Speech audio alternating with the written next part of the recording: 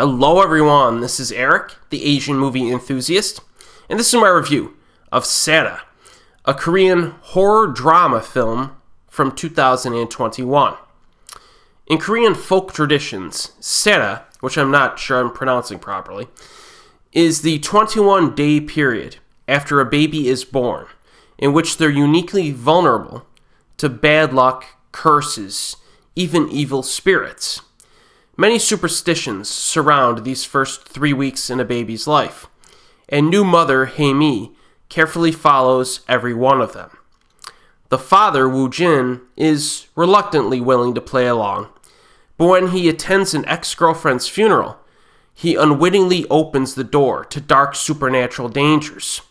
Plagued by terrible nightmares, the skeptical Woo-jin gradually begins to understand the Seire custom, as he is forced to unravel the mystery of what is haunting him and his family. Now, the opening scene of this movie sets itself firmly within the psychological realm. A man returns home late at night and thinks that his pregnant wife is craving apples, but he seems to be delusional or hallucinating, as that turns out not to be the case. After that opening scene, most of the opening act deals with his caring for the mother and the newborn baby, and the husband is doing a relatively good job at providing support. Unfortunately, he's not so keen on following the superstitious customs that are designed to protect the newborn baby, so he goes to the funeral despite his wife's protests. There is some focus on the specific supernatural superstitions at play, as well as this man's prior relationship with the woman who died. Seire is a glacially paced movie. It moves really slow. So much so, I'm convinced that some viewers will have a problem with it. And that's a reasonable criticism here.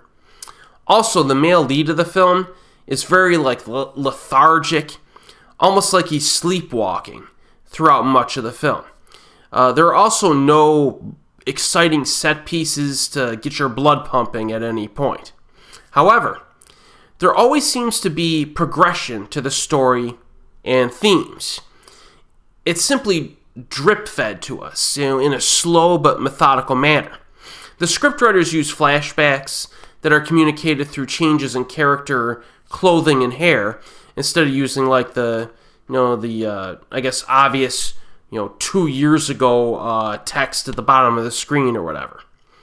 And so you do need to pay attention to the movie to get the flashbacks, but these transitions are pretty easy to spot and not that confusing.